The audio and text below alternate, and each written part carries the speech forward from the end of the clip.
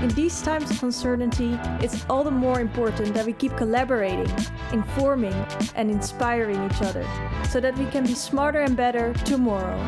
Welcome to the Pakhuis de Zwijger livecast.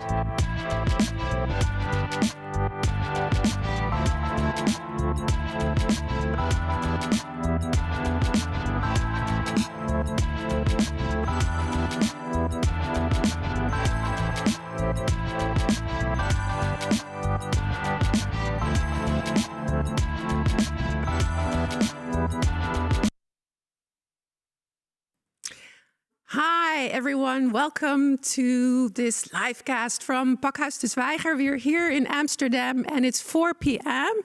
But we're talking with different cities in different time zones. So it's going to be very exciting. Welcome indeed to the 10th and last episode of Infected Cities. So my name is Nancy JOUWE and I'm your moderator for this event. And Zoe couldn't be with us today. So in the past 9 episodes, we've talked about infected cities and we've looked at the impact of COVID-19 on the vital areas of cities worldwide. And looking back on those 9 episodes, it's clear that the virus does not function as a major equalizer. Instead, it enlarges and actually exposes social and racial inequality. And in New York, Sao Paulo, and Johannesburg, we have seen that the virus has mostly infected the communities of color and Black communities. Government systems often fail in supporting these communities, and they cannot count on anything else but grassroots programs and social and cultural initiatives. And so today, in this 10th episode, we want to focus on this matter about the links between COVID-19, racial inequality, and the Black Lives Matter movement, which has become kind of a global movement, if you will. And we will revisit New York, Sao Paulo, and Johannesburg, but we will also zoom in on Amsterdam and Rotterdam. And when you're sitting at home watching this, please feel free to also join the conversation. If you're looking from Facebook, then you can just watch. But if you really have a question or a remark that you want to, be part of this conversation, then be sure to go to Zoom and post your question in the Zoom Q&A box, and then we'll cover it for you. Okay, we have a couple of really great and exciting speakers with us, guests with us. They are Kamau Ware from New York. He's an artist, historian, and the owner of Kamau Studios in New York City. He's ready and waiting for us. And we have Lindsay Schuttel from Johannesburg, who is a curator, an art critic, and a researcher. Larissa Macedo from Sao Paulo. She is joining us. Oh, I have a typo, sorry. Larissa Macedo from Sao Paulo is a curator, critic, and a researcher. Malik Mohammed from Rotterdam is also joining us. He's a researcher, designer, and hip-hop futurist. And last but certainly not least, of course, here's Jennifer Tosch sitting with me. So I'm not on my own, from Amsterdam, but born in New York, Brooklyn, having a work relationship with Johannesburg also. Yeah. And of course, founder of the Black Heritage Tours in both New York State and City and Amsterdam. So thanks everyone for joining us. We're really thankful and grateful that you want to talk with us some more and elaborate really on the effects of COVID-19 and how that is connected also to the Black Lives Matter movement, and of course how arts and culture may be able to fight racial inequalities. Obviously, this is a program from Pakhuis de Zwijger and DutchCulture, so I don't want to forget that. So welcome, Kamau. How are you doing, first of all, from New York? And what time is it? It must be morning where you are at. We are here. It's 10:06 over here in New York. So you had your brekkie? Well. You had your breakfast? I've had some coffee. Oh, okay. How are you doing? Coffee and water. I'm good. I'm hopeful. active, focused, and I'm paying attention because there's a lot happening right now for people like myself who are historians and pay a lot of, attention to what has happened in previous centuries. You notice the patterns of how right now we're living through something that is going to be remembered and recalled in future generations. And so I want to make sure I'm getting all the details down, taking my notes. So it's a time to lean in, but it's also a time to make sure that you're active because people are definitely willing to make more shifts because more people are paying attention. So that gives me hope, and hope isn't my favorite word. Hope's a good one to keep in mind, Jennifer. Yeah. What does hope say to you, and how are you doing? Well, I'm doing great. Missing my family in the U.S., so shout out to all of them. Where are they based in the U.S.? Just to give us a clue. Well, California, mostly my daughter, my grandkids, my dad, my brothers. So they're all sheltered in place, most of them, and safe and well. So I'm thankful for that. And hopeful, yeah, I feel very hopeful because this is a pivotal time and that we find ourselves in this new reality that COVID-19 brought along, but also I think with Black Lives Matter being elevated as a result of the George Floyd killing. It's really this intersection of things happening. And, as Kamau said, it's also elevated the work that we've all been doing for years before this really exploded. So it's good to see that it's being really taken up right now. Right. Yeah. Well said. Thanks. And so, Kamau, in the program about New York City, in this series of infected cities, the talk evolved around the difference in how different communities sort of experience COVID-19, right? Mm-hmm. And can you tell us a little bit more about the connection between sort of the inequality and how people experience COVID-19 and sort of how that sort of interconnects, like Jennifer already said, with the Black Lives Matter movement? Well, there's two key intersections. One of them is around just human evolution around empathy. New York is a very fast-paced city, mm-hmm. and a lot of folks often understand that New York City has a major segregated school system and housing is segregated in many respects. Yeah. Income inequality in New York is vast, but everybody is hustling and grinding to get their piece of the Big Apple.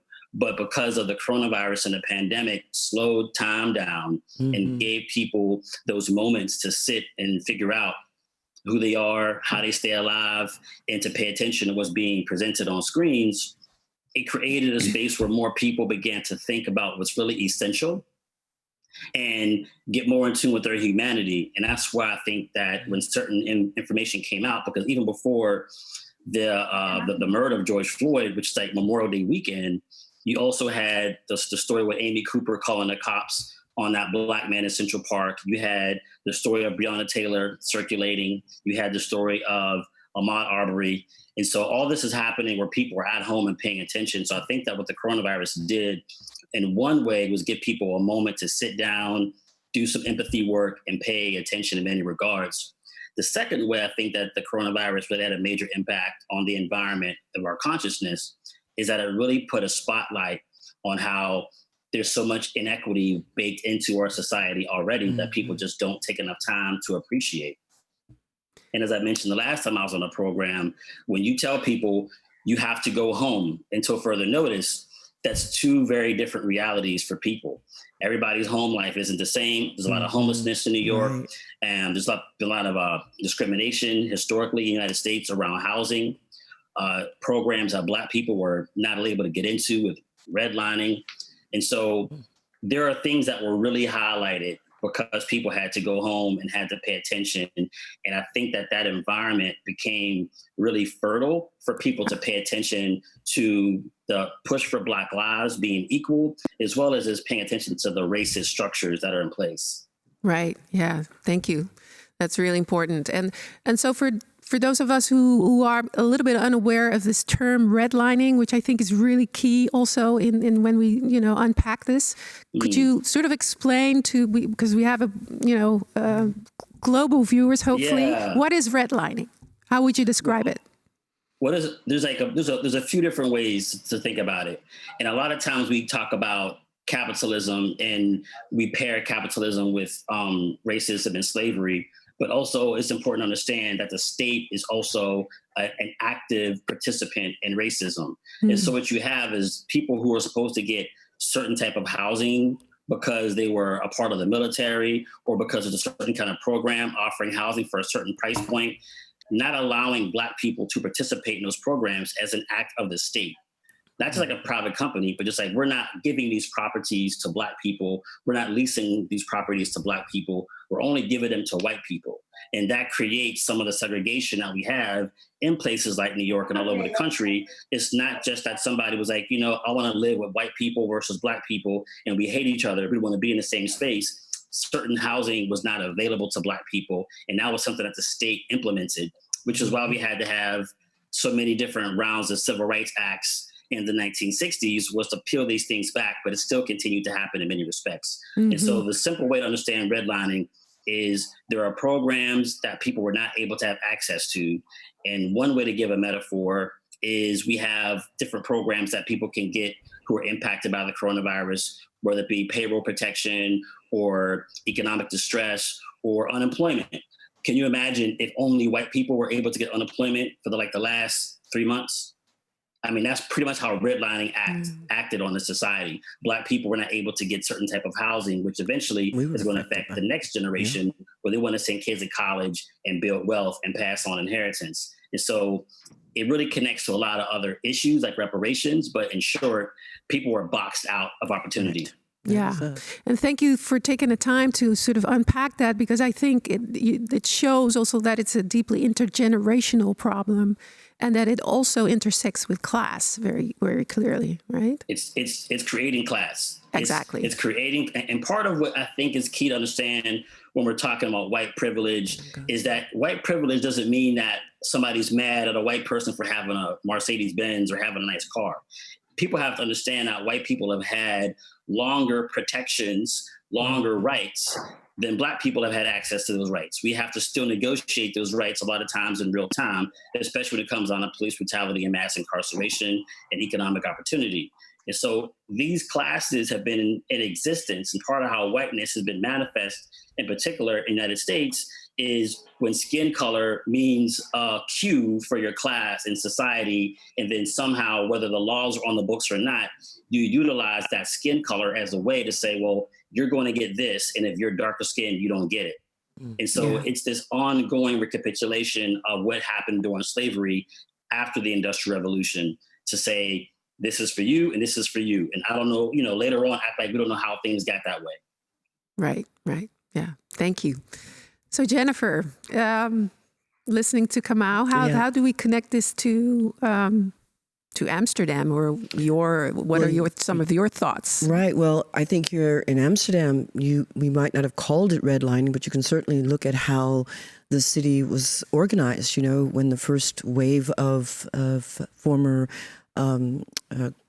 colony, from Suriname and the former Antilles, were pushed into certain areas where the predominantly people of color lived. I mean, growing up, and I'm probably dating myself, but just growing up in the U.S., we were directly redlined, where my family was now wanted to move into the suburbs, and the real estate agents were very actively engaged in this process. For example, saying, no, we will show you some houses over here, without saying that we're being redlined. That is going to move us closer to where majority of people of color lived, and away from where the predominantly white families lived. And here in Amsterdam, you can see the legacy of that, certainly in the Bijlmer and in the big cities, where you have this larger proportion of people, of non-white people, seemingly being, sort of organized within these certain areas. Absolutely. Yeah. And so how do you see sort of COVID-19 and Black Lives Matter being interlinked in the city of Amsterdam, where you've been living now for some years? Yeah, 8 years. Well, it's all intertwined. And I use the analogy of like weaving a fabric. Right. It's so connected that it's history, which is what I really try to do with the tours that I'm doing and the projects, is to link it to the history and how it was developed as early as the 17th century. And I think, as Kamau already said, what COVID-19 was, we were all focused. Everyone was, sheltered in place. We were in quarantine. So we were paying attention more so to our social media. So when all of these things happened, as well as Mitch Enriquez and the stories of people here who were also killed by police, it was a perfect storm. And we couldn't turn away. And it raised elevated the awareness of something that we, many of us who've been working in this space for a long time, you even longer than I, have been, talking about, doing research and producing knowledge around this, but people weren't really, engaged in it from a national standpoint until this happened. Right. And we will definitely return to this. And Kamal, stay with us while we move on to some of our other guests in this program. Larissa and Lindsay, hi, welcome. And so happy to have you and your beautiful hair with us. Shout out to Black Hair. Let's connect this to the current situation in Johannesburg and Sao Paulo. By the way, both cities that I've not visited yet, so I need to come over. I've been to Rio, I've been to Cape Town, but always the neighboring cities, right? So welcome to both of you. And Larissa, a lot has changed also since the last time you were in this conversation. So how is this period in Sao Paulo? And also, when we look at, COVID-19 and Black Lives Matter? Well, a lot has changed. Last month, when we spoke, we had about 500,000 confirmed cases of COVID-19. The numbers from yesterday, we have 1.5 million, more than 60,000 deaths. So we live a very critical moment. And about a week ago, São Paulo's government decided to restrict the social distancing measurements. And we have some notifications of cases, and we don't really know if we have 1.5 million or this number is even bigger. I believe it's much, much bigger. Wow. In deaths and unconfirmed cases is a very serious moment. And then one question that I ask myself every day in the 7th most equal country in the world, according to UN, that Brazil is in a historical unequal place, and even unequal for Black and indigenous populations. I ask myself every day, vidas negras e indígenas importam? Black lives and indigenous lives are important because we live genocide. According also to UN, since 2017, one Black young man dies every 23 minutes in Brazil. I saw that. So I think the Black Lives Matter movement is really important, but I think we need to ask this question. It's a question every day because we live in genocide here in Brazil, and we can't forget that.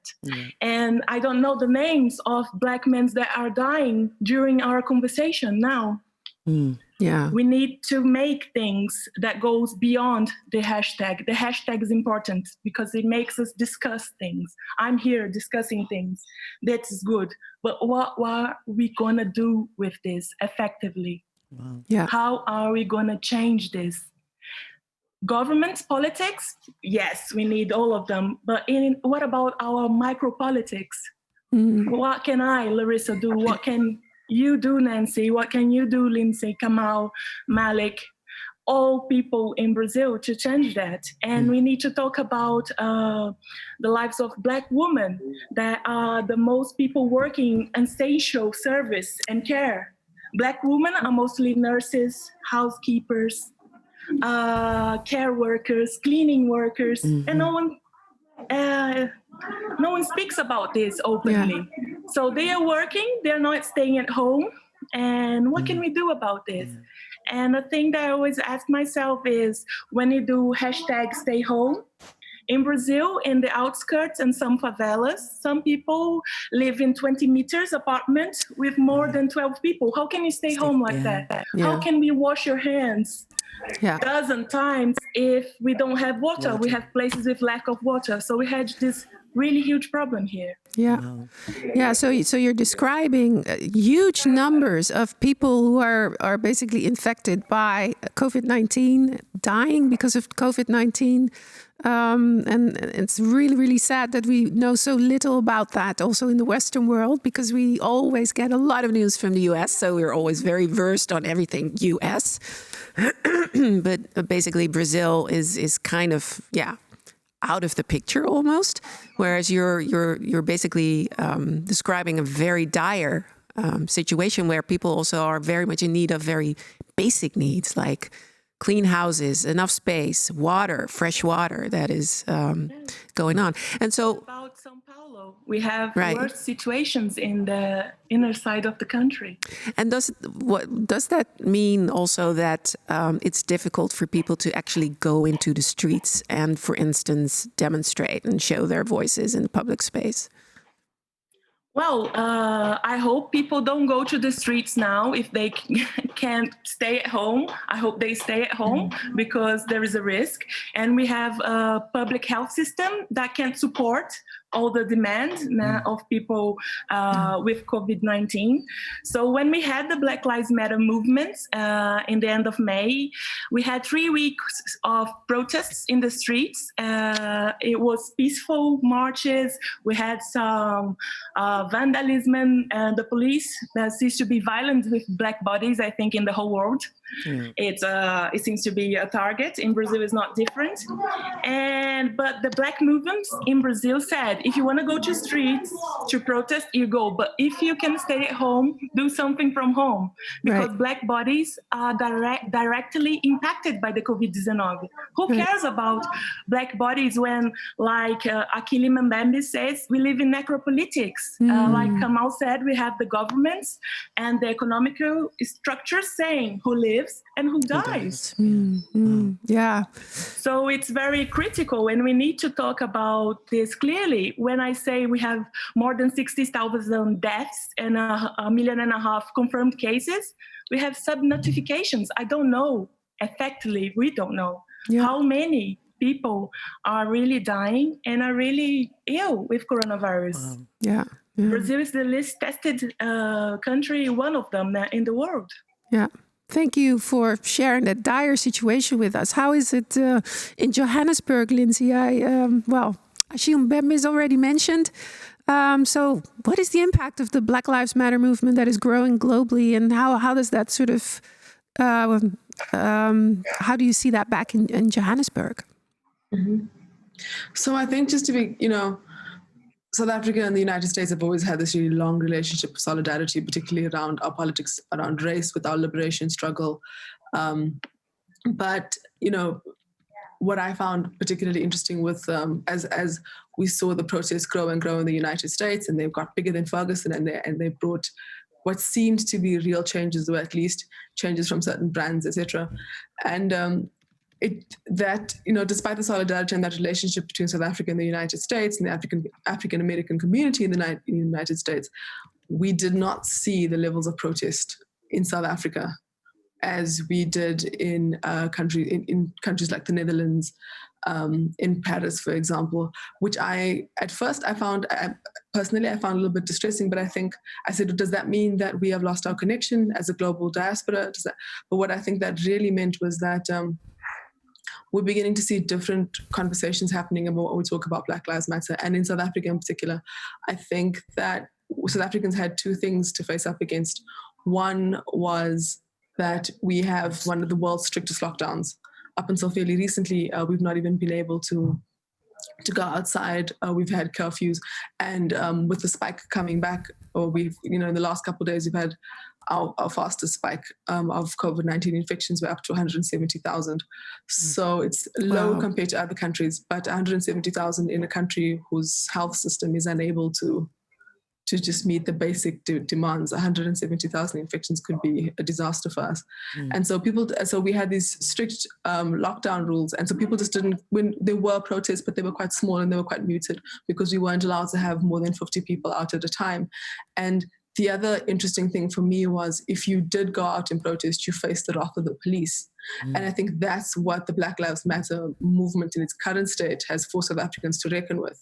The idea that our police force in itself hasn't even begun to reform. And then when we're going to ask questions about, when we're going to have conversations around how do you reform the police force, it's how do you reform the police force when the citizens and the police are the same color? Because then you need to start having conversations about when you say Black Lives Matter, how do you inculcate that within a police force that still hasn't lost its culture from the apartheid era? Because even in lockdown, we saw within the first few days, we saw brutal police killings. We saw people being beaten up by the soldiers. And then just this week, we saw a man who had built a shack on what was state-owned land, was evicted from that shack, and he was a grown man was pulled from his shack naked. Police dragged him out of his home, still dripping wet. So what does that say? Because our constitution says that one of the rights, our main right as South Africans, because of where we come from, is dignity. So that man's dignity was entirely trampled on, and he was trampled on by people who look like him. So there's a conversation that is beginning to happen in South Africa where we say, well, that has been happening and is again gaining momentum, is that when you reform police forces and when you reform state structures, it's, you know, in South Africa, everything is around race, and we have a strong dialogue around race, but we also need to discuss the deeper nuances about how the state itself, a state led by people who look like the majority of the people, how that state values the lives of citizens. Because poor people are still criminalized, poverty is still criminalized, and that's why it's easy to drag someone from his shack, someone who you have not provided housing for, someone who is barely working, and you think so little of him that you will drag him into the street while he is still a grown man, while he is not even dressed. Right. And so how are people, especially Black folks, people of color in their communities, how are they holding up? Because, how are they doing? What are they doing to survive, basically? So South Africa, there are two South Africas.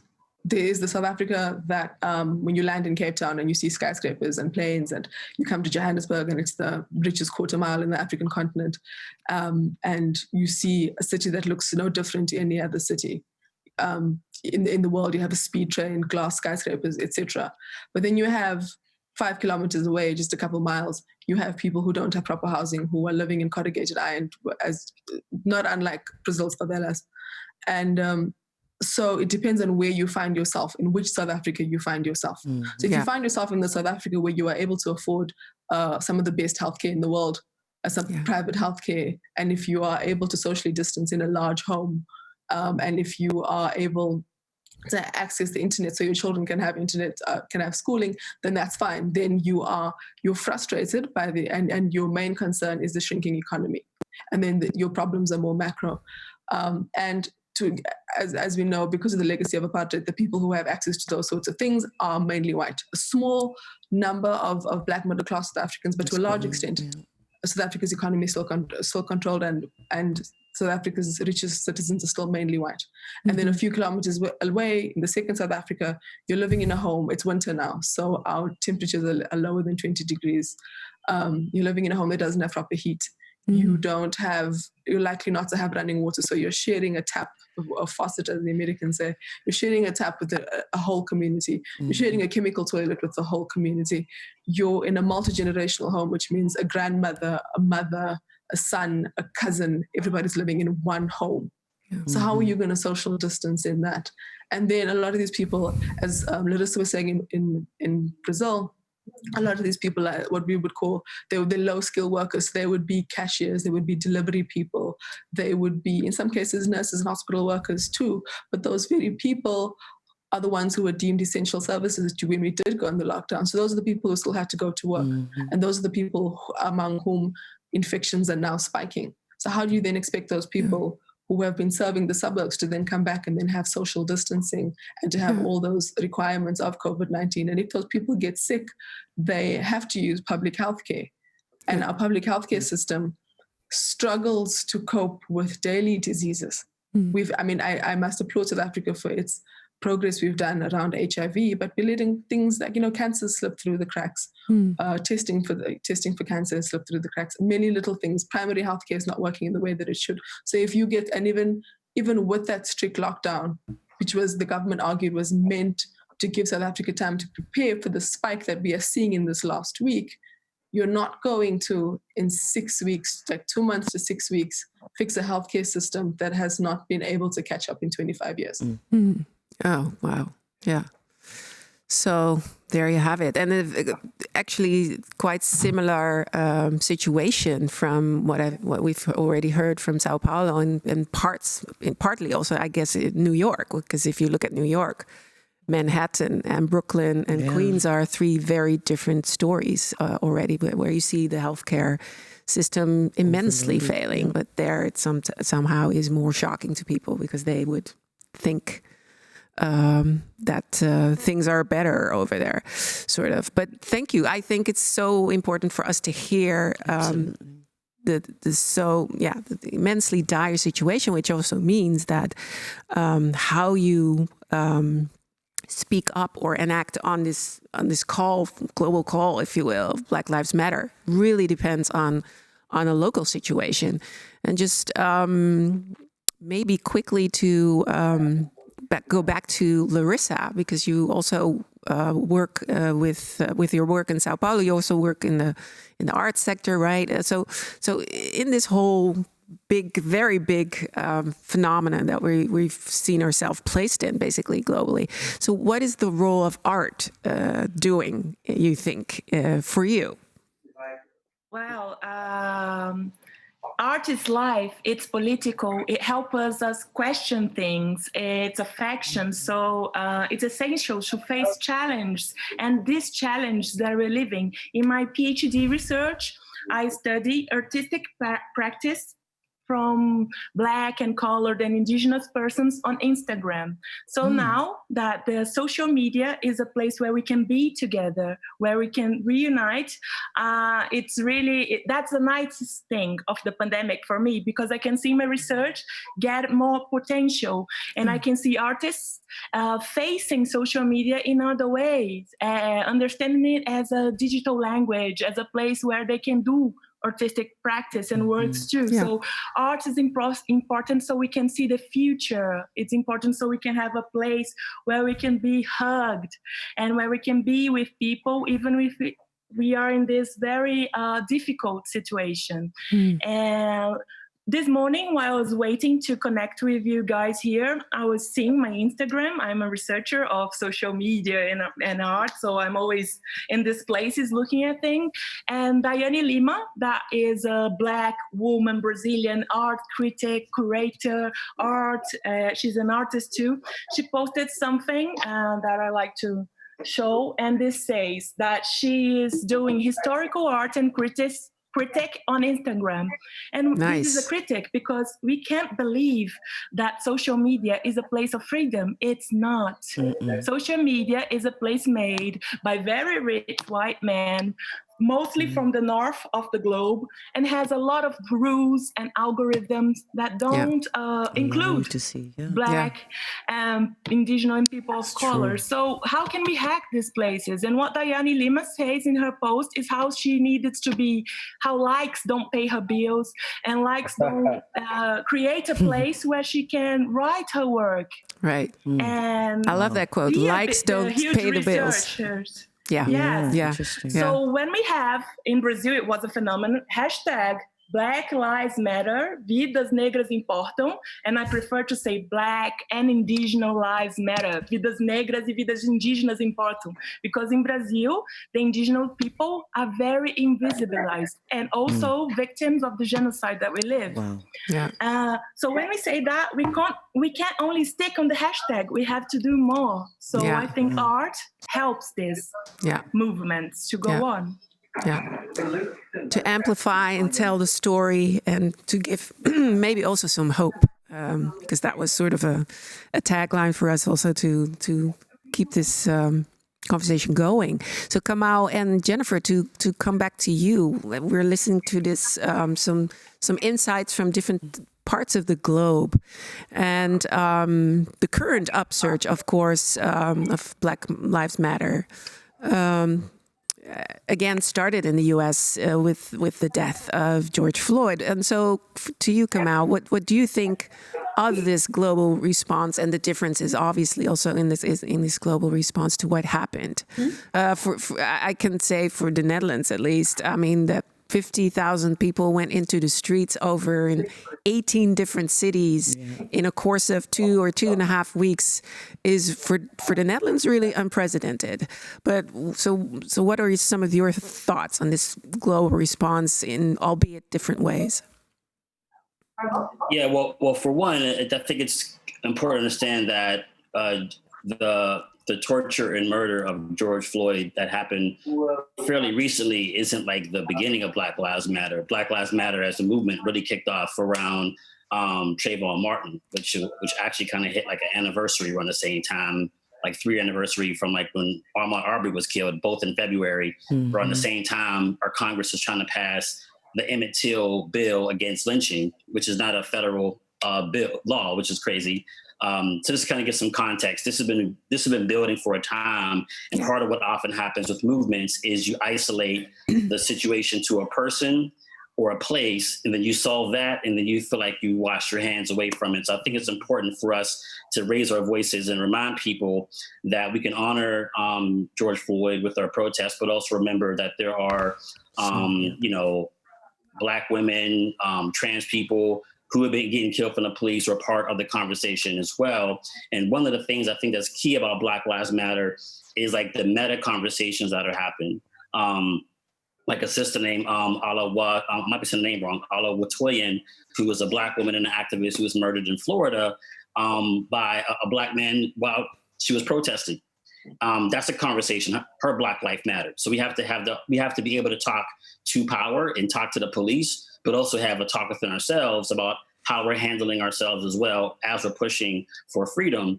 And so I think it's an intricate network of Black people around the world that isn't necessarily a spreading as much as it's in sync. And so I think it looks different in different parts of the world. However, it's more like people are picking up the Black Lives Matter hashtag movement and momentum to make it local and say, well, how does that look here? Exactly. How are Black lives being policed here? Yeah.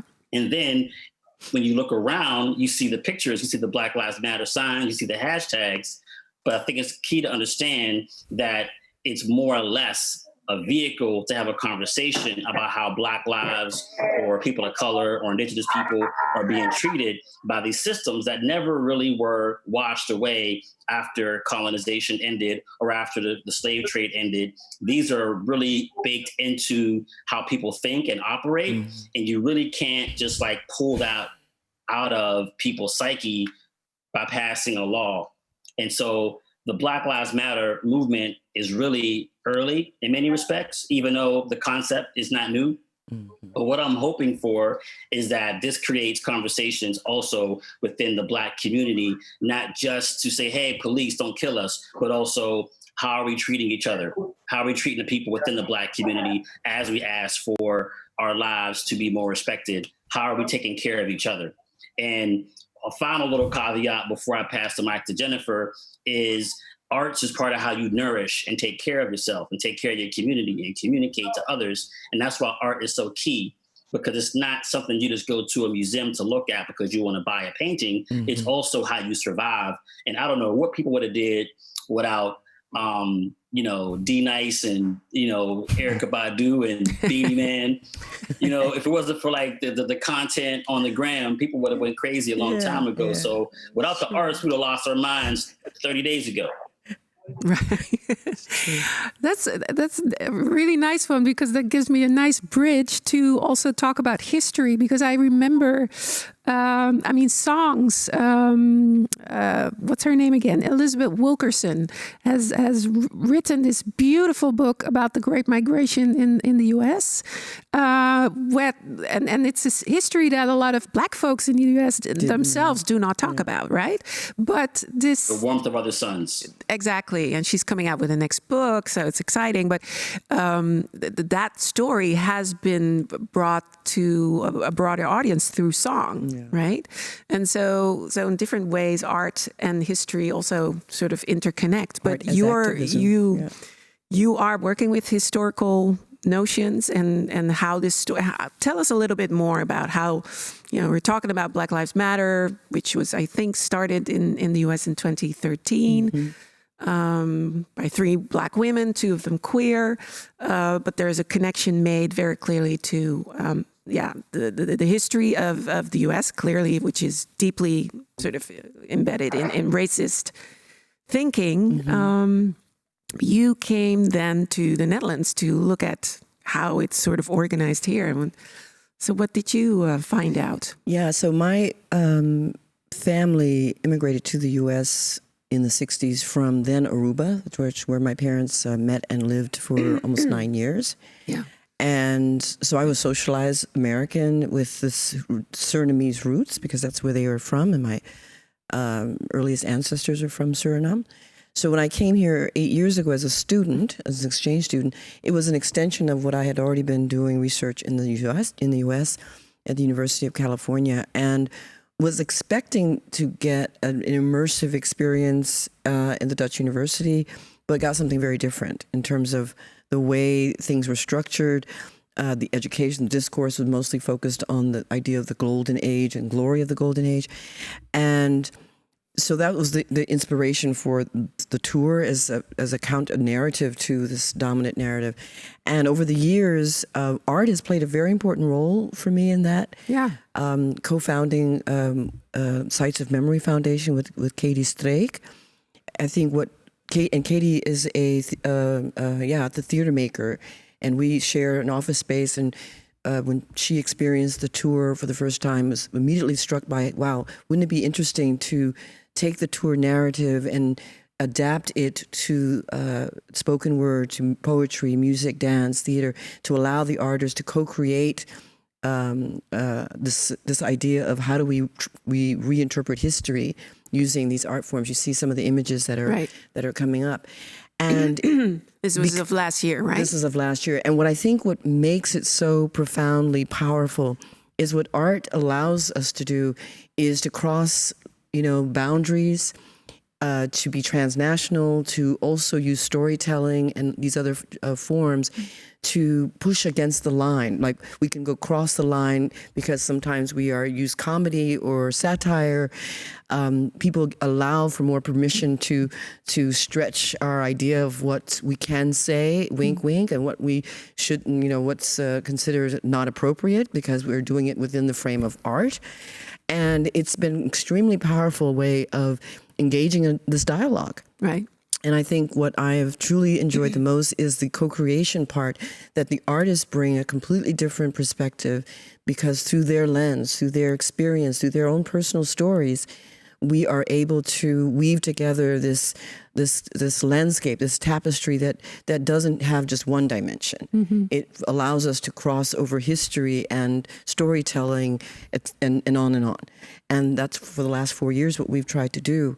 And I think guests have been surprised because we're using the element also of surprise. And a term that you often used to use, the city becomes the archive. Mm-hmm. In this sense, the city becomes the theater.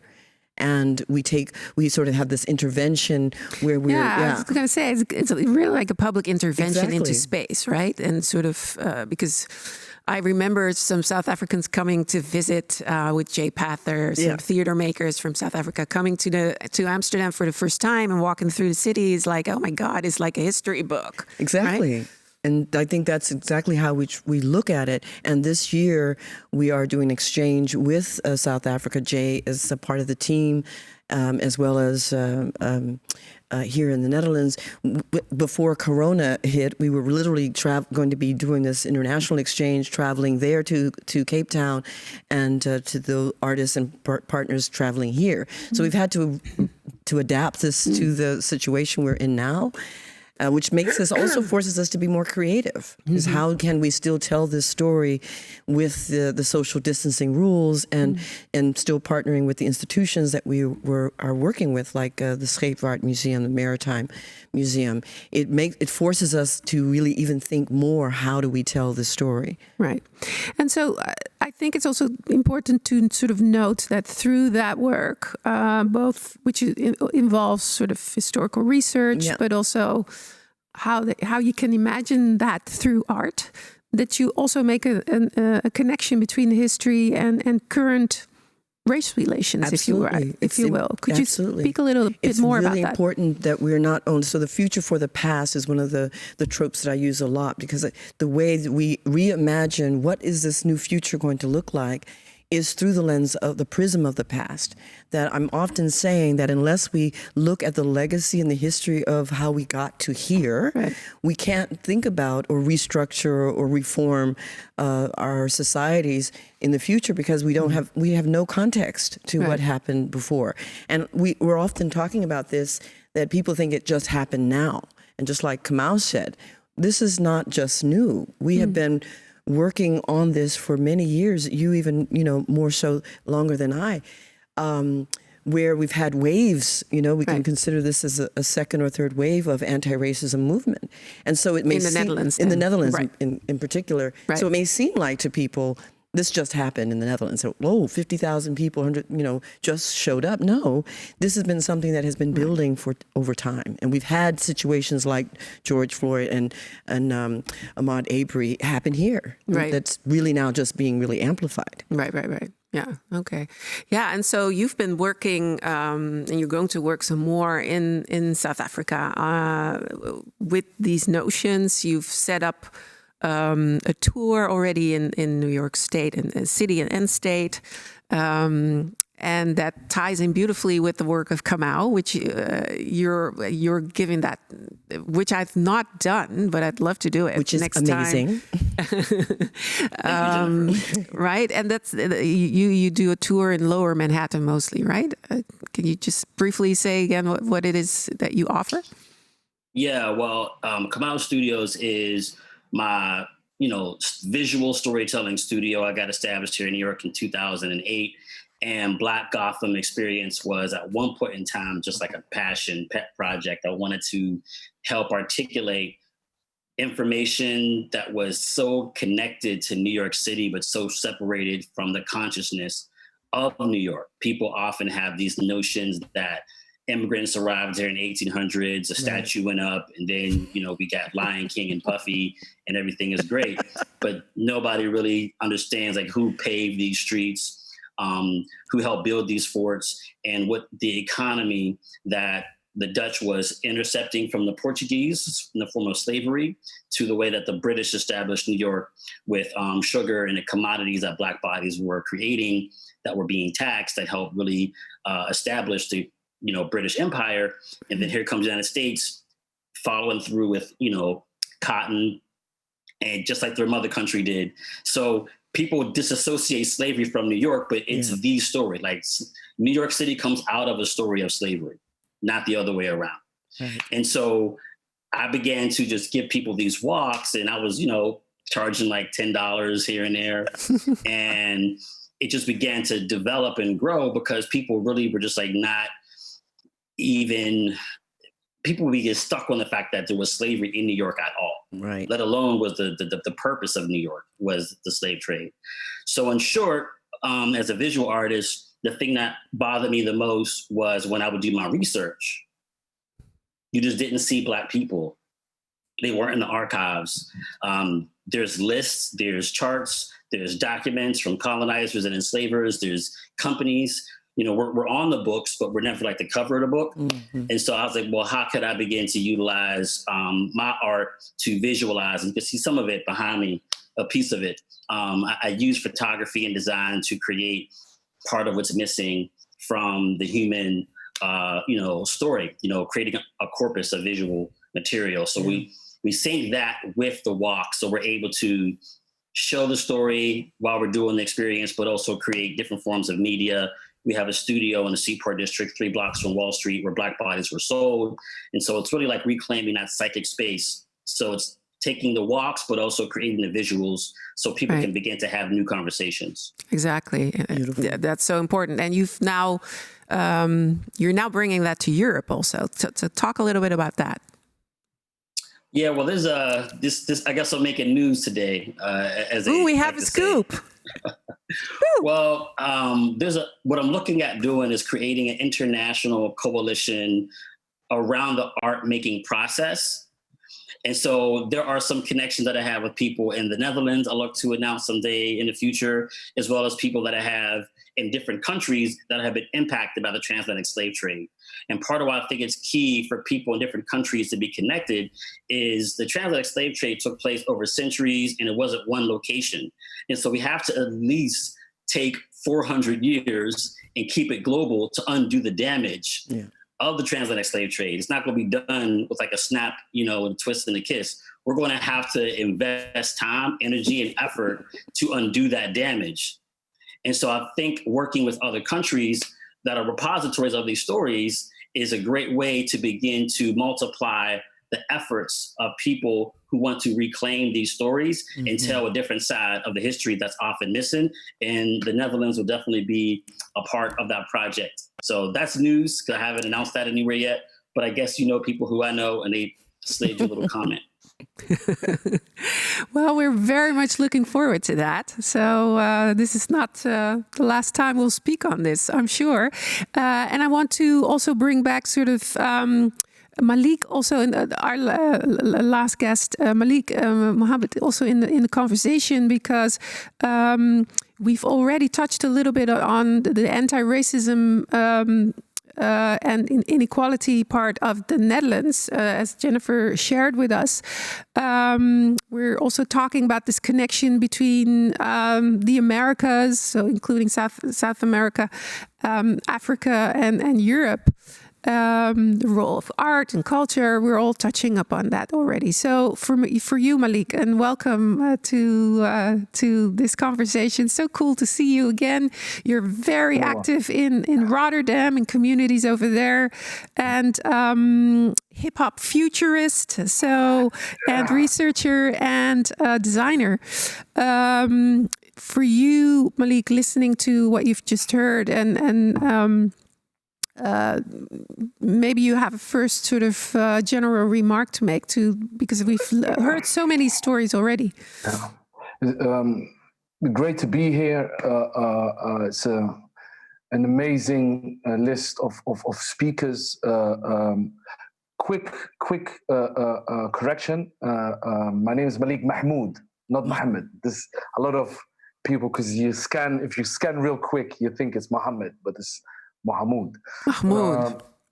But yeah, it's been a very, very rich conversation up until now, and I've been taking a few notes here and there. But one of the things that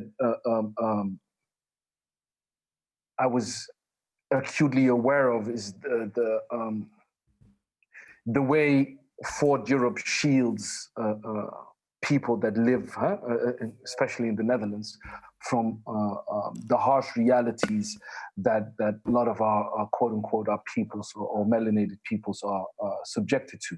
And I love the fact that Larissa referred to the great Achille Mbembe's work at necropolitics and those realities and political regimes that people are subjugated under. That being said, what I've seen in the past months is that people that live in precarious situations are always hit first when it comes when trouble breaks loose, right?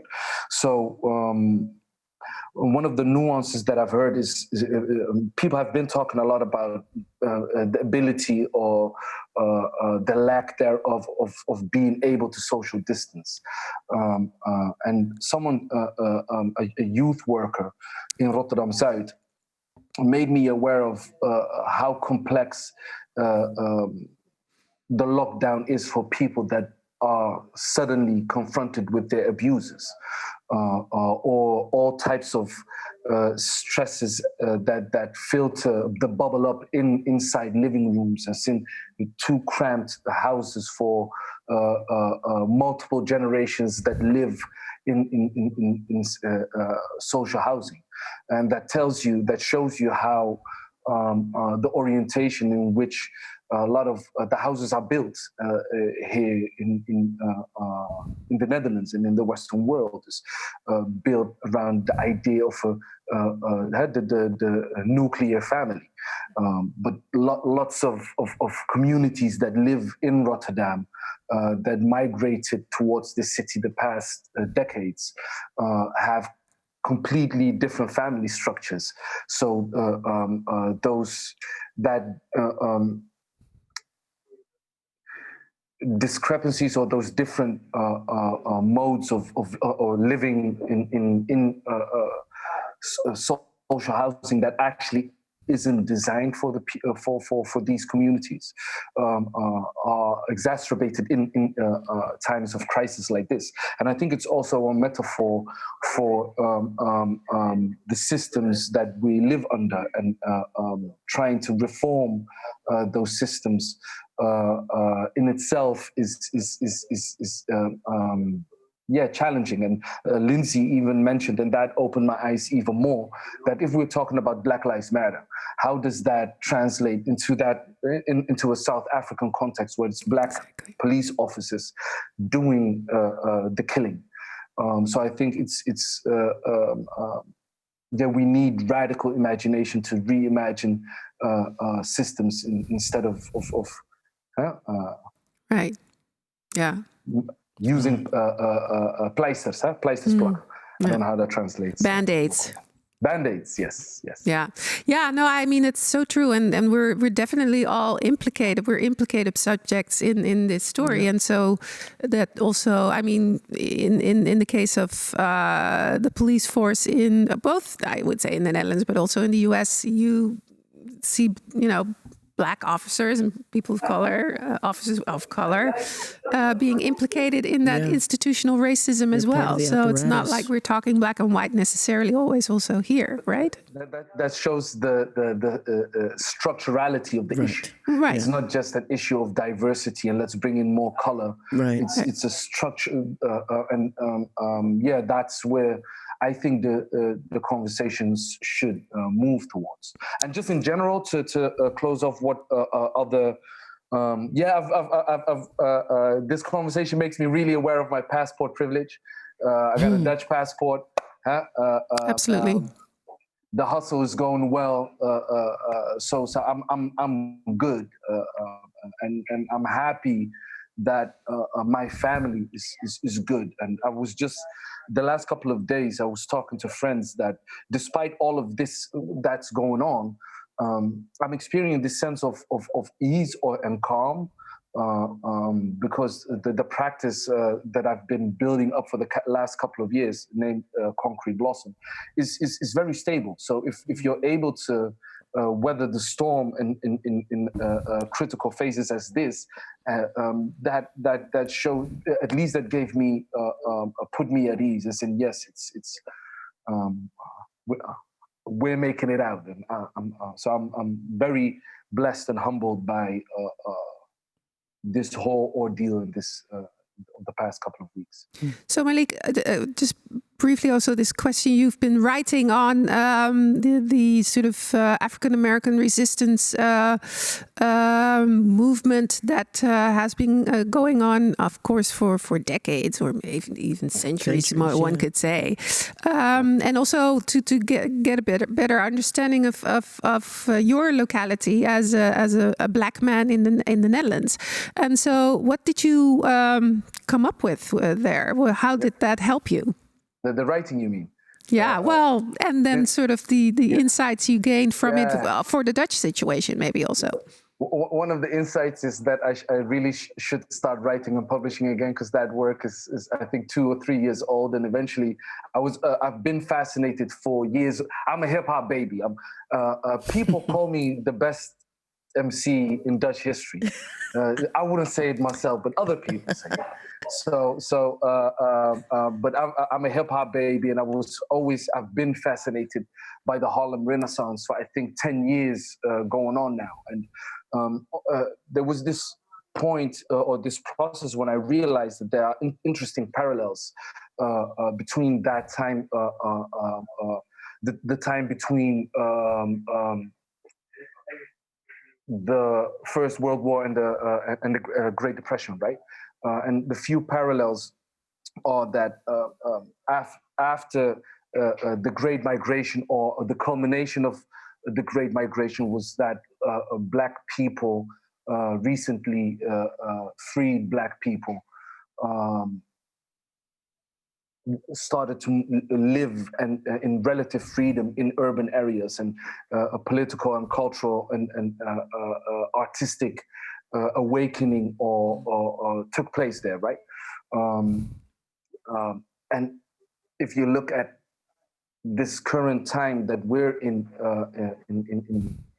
cities like Rotterdam and Amsterdam, we see interesting parallels. And again, it's a migration from the south, this time the global south, towards the north. People move into urban areas. And Frans Fanon wrote about this and mentioned that people, Black and brown communities living in urban areas. And it's, again, the second generation that has a comparatively more freedoms, and start to make art, start to form political ideas, start to resist. Right. So that's one of the correspondent, the Dutch Guardian, one could call them, or paid the boy to do some writing and travel to New York and Atlanta to do quite symbolically the Great Migration reversed, and to extrapolate meaning out of it. So eventually, when I came back and I started writing, I realized, as in, yeah, I can write about this, but I prefer to be on the ground, back on the ground, and actually build build the movement, right, and be part of movement building in Rotterdam. Okay. So yeah, cool. That's a quick summary. So I need to start writing again. I think it's time. Right. Write some more. Let's. In Dutch we say wie schrijft die blijft. Who writes that person stays. You did also, to go back to a very local example. You did a project on a night shop where the intimacy of the night shop also sort of comes to the fore. Maybe we have a little clip that we can have a look at. Let's see.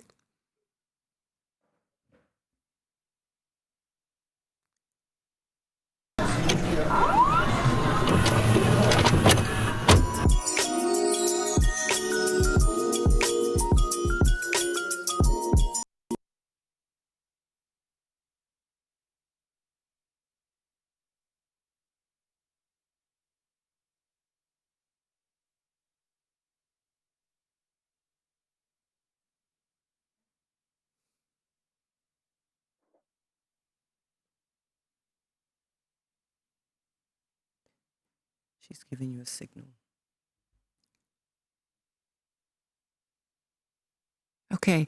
Well, so I don't know if we got the sound quite right, but that's okay. Just very briefly, very briefly, Malik, could you tell us a little bit about what?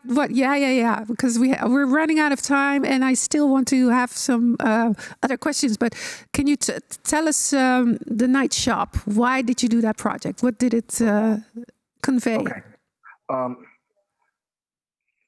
It's a challenge for me to be brief, but I'm sorry. Here goes nothing.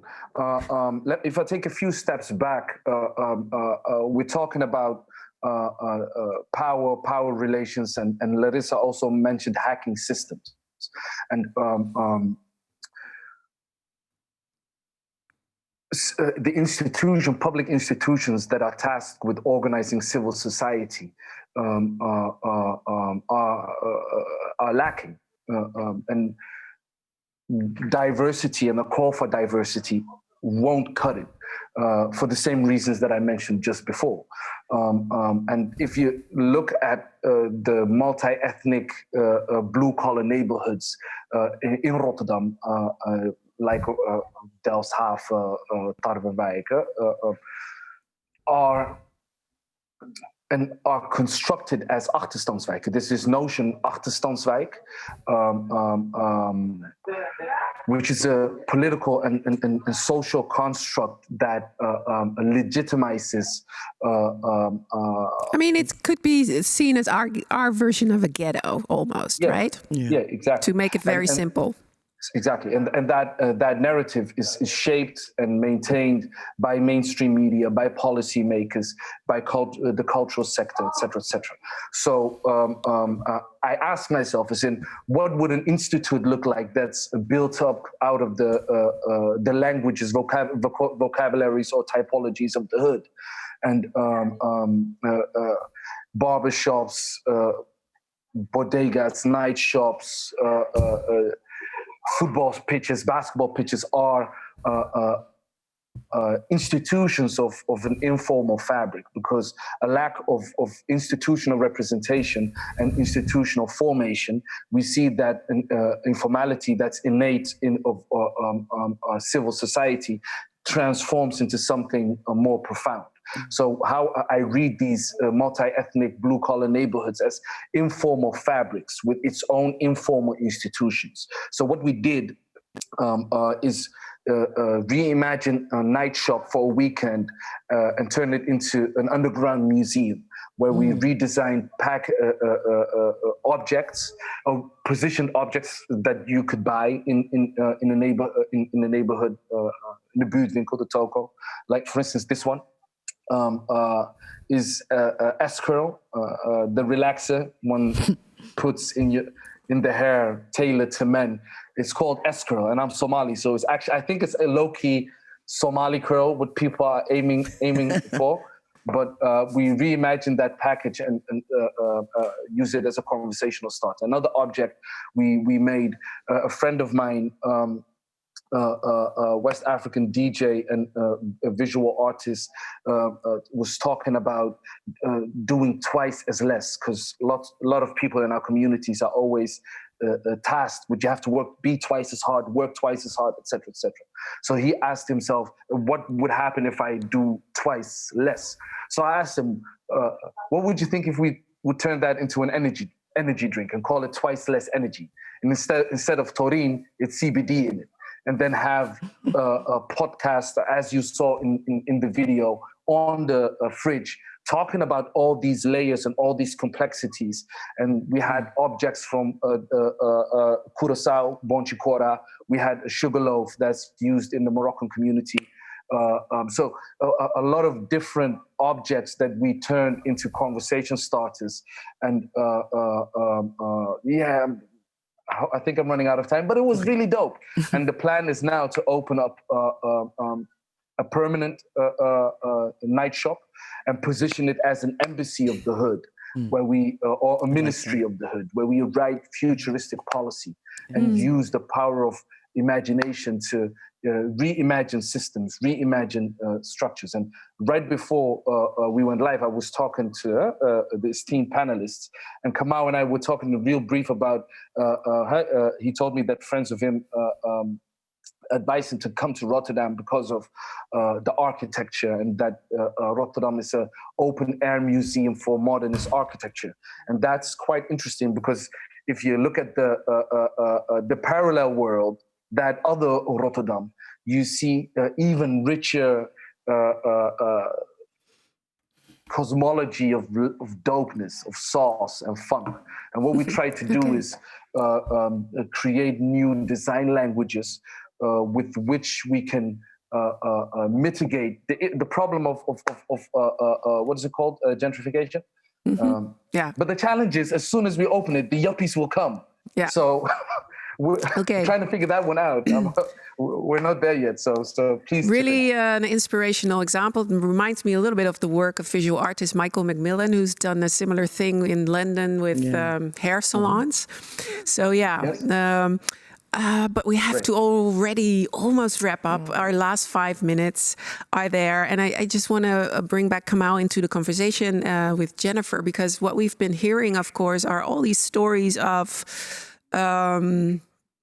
social fabrics being there, but dire situations, depending on which part of a larger city you're even, part of.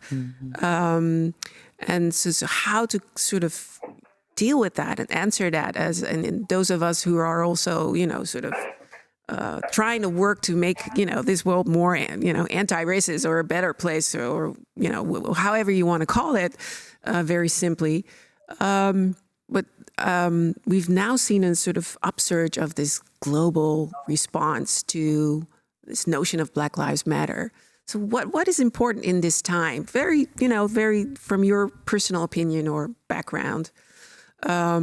Is it more important to keep that global momentum going, or is it really important to work on the ground locally, or is it both? How do you see that? How do you envision that? And also, how do you do that? Yeah, Kamal, do you want to start maybe, and then go to Jennifer? Sorry.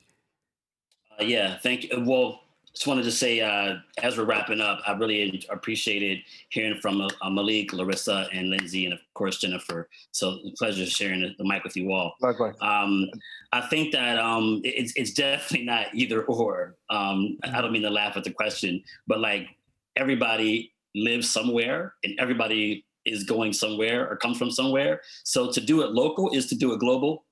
You know what I mean? So I think it's a false choice to ask ourselves, do we care about people in Brazil or care about people in New York? We care about people everywhere, right? And I think that people who are descendants of the transatlantic slave trade or have been impacted by that, whether they were already there or they lost people, we're dealing with a system that, has created things that are still here. Like today I put on my cotton, I had my coffee, had my sugar. All those things come out of, the agrarian revolution, AKA slavery. And so we have to be in contact with those different communities as a process of healing in order for us to make the growth that we all need just as individual human beings. So I don't think it's a matter of local versus global. I think that the globe is full of local places. And one thing that I think is key that I personally want to make a point, I know we talked about the healthcare system being a part of the disparities the first time I was on the program, and I'm really honored to come back, but I also want to point out incarceration while we're talking about global, because the United States is 5% of the world's population, but incarcerates 25%. You know what I mean? I mean, like it's our incarceration rate is really insane. And the highest, the largest group of incarcerated women is in the United States as well. So I think that that's one thing also that COVID pointed a light on, because people who are incarcerated are also having to spread because they can't separate but so much. So I think it's important for us to keep an eye on how that works as well in our country. I appreciate that, Kamal. And yes, the prison industrial complex is something for the U.S. is hugely important. Jennifer, what are your thoughts? Global, local, both? Yeah, I agree with Kamal. I think, to use an old phrase, we have to act locally but think globally. We have to see this as parallel paths. Racism is not a local, regional system. It's a global system. And we have to think of it as a system which has a structure, has hierarchy, it has rules, it has, membership, if you will, in terms of its institutions. that are actively engaged in maintaining that system.